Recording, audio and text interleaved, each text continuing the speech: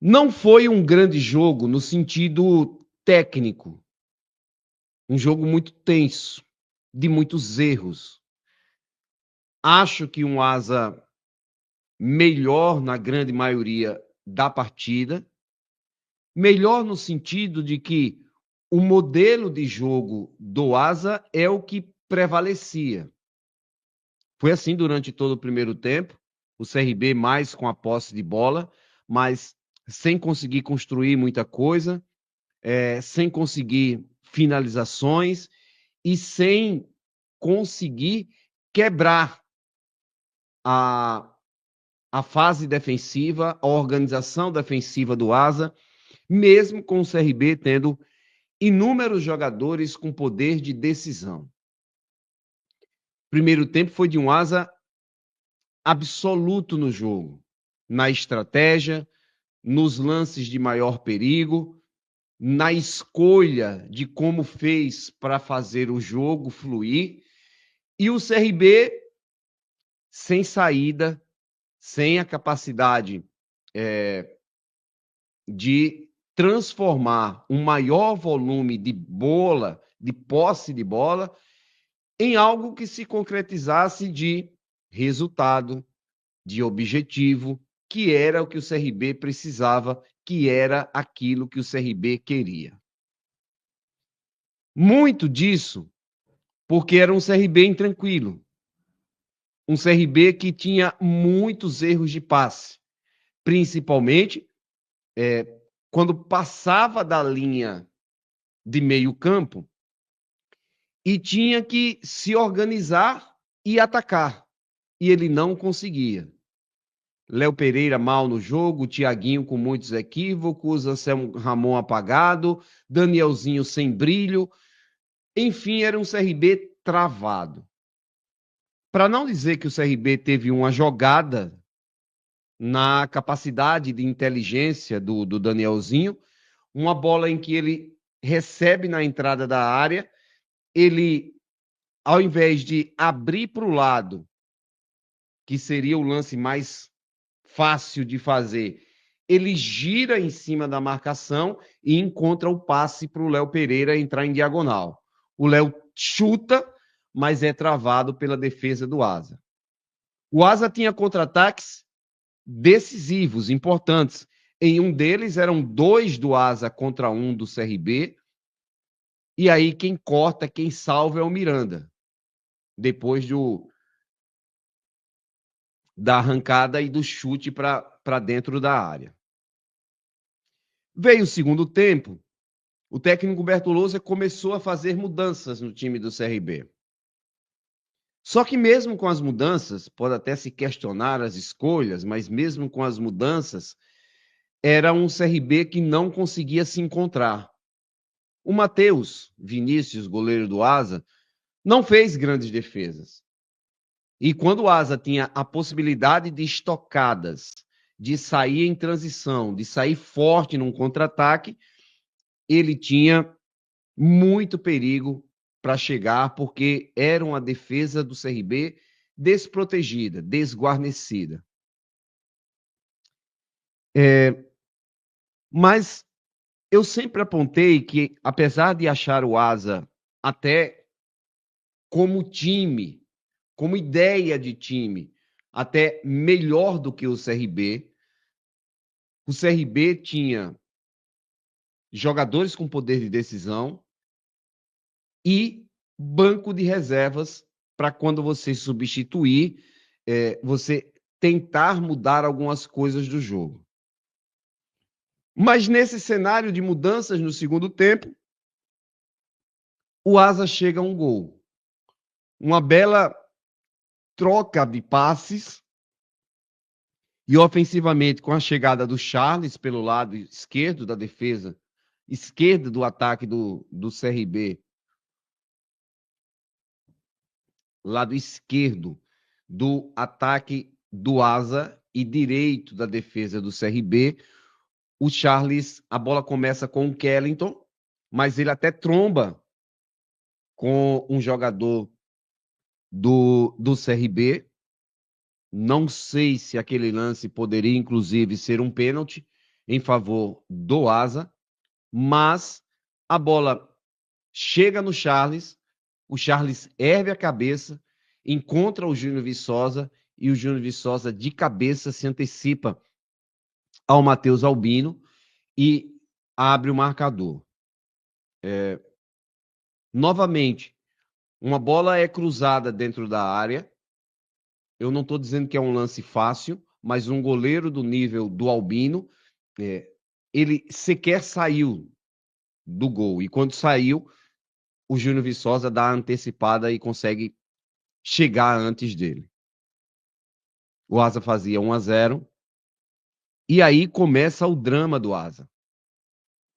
É que com 1-0, um pouco depois do gol, o Asa já precisa fazer algumas mudanças. Entre elas, as saídas de Júnior Viçosa, que fez um baita de um jogo novamente, e do Kellyton, que não foi tão bem, mas ainda é uma expressão de um jogador que pode trazer algo diferente ofensivamente. E aí, a partir disso, o Asa foi inexistente ofensivamente falando. Ele teve muita dificuldade sem o Júnior Viçosa e sem o Kellyton. Então, o Asa fez um gol e apostou em defender. Tinha jogadores mais frescos, jogadores que entraram com mais gás, mas cai a qualidade competitiva do Asa. E aí foi só o CRB ir apertando. Ele tem um gol, que depois de um longo tempo, aí vem a confusão, e eu, sinceramente, não sei dizer o que foi que aconteceu. Ainda vou apurar isso. Você não tem nem como apurar isso durante o jogo. Mas, depois de quase 7 minutos para definir se havia um impedimento, se havia um desvio, o Márcio recebe alguma comunicação pelo ponto, pelo VAR, dizendo algo. E a primeira coisa que ele faz é fazer o gesto do VAR e dizer que o gol estava confirmado. O que foi dito para ele, eu não sei, mas o gesto do Márcio é este. E depois ele ouve de novo novas informações e aí ele anula aquilo que ele já tinha feito, que seria confirmar o gol do CRB como gol válido. Eu não lembro de uma situação do VAR de isso acontecer, de você confirmar um gol e depois você desfazer aquela informação que você já tinha passado. O que é que eu depreendo? O estádio Ripelé, com muita gente, é difícil você ouvir algumas coisas. Pode ser que o Márcio não tenha compreendido. Pode ser que a mensagem do VAR tenha sido uma mensagem errada, ou que ele não entendeu. E o que ele entendeu é de que o gol seria válido. Para depois ele anular e voltar ao placar, que era 1-0 para o Asa. Embora esse processo tenha sido um processo com erros, seja por parte da comunicação do VAR, ou seja, pelo que o Márcio entendeu, e aí eu não tenho essa informação, mas o VAR fez justiça, porque o jogador do CRB, que era o Anselmo Ramon, estava em impedimento. E o importante do VAR é ele ter o acerto. E ele acertou em anular o gol do CRB, que era um gol irregular. O jogo continua. E aí, com todo o aparato de paralisação para você ter o VAR verificando, as substituições que foram feitas, a cera de alguns jogadores do Asa, ou até mesmo o sentir câimbras ou qualquer coisa de jogadores do Asa, você tinha que ter acréscimos. O acréscimo não tinha sido dado ainda e na CBN a gente tem meio que uma bolsa de apostas do número de acréscimos. E esse número de acréscimos, com todos os integrantes da equipe, foram de 9 a 15 minutos. De 9, o que deu um acréscimo menor, ao maior, que deu um acréscimo de 15 minutos. Eu entendi que o lance, tudo o que aconteceu, caberia um acréscimo de 13 minutos.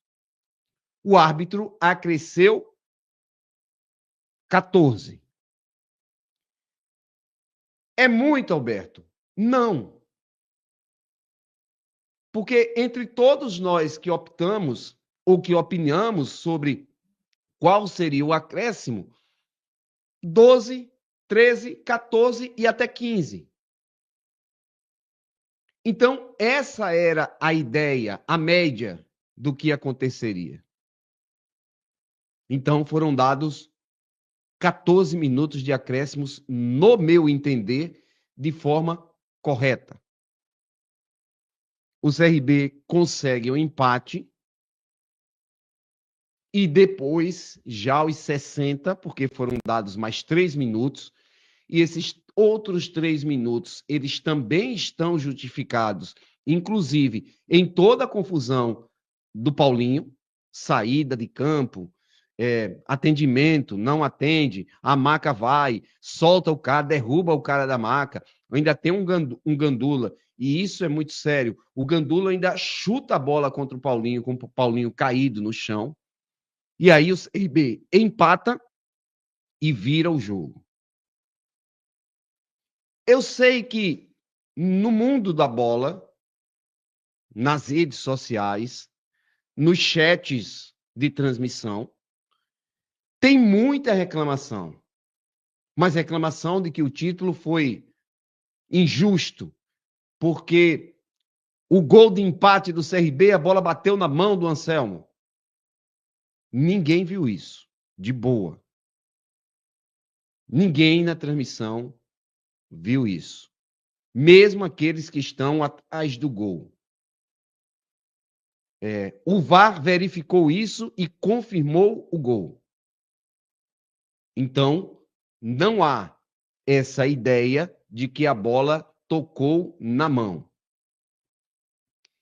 E eu estou dizendo isso do mesmo jeito que o torcedor do CRB tinha visto um desvio no gol que foi anulado, o gol da demora do VAR, que houve um desvio no jogador do Asa e, portanto, se houve desvio, o jogador estava liberado. E não é bem assim. Até porque a origem do lance com o Anselmo já era um Anselmo impedido.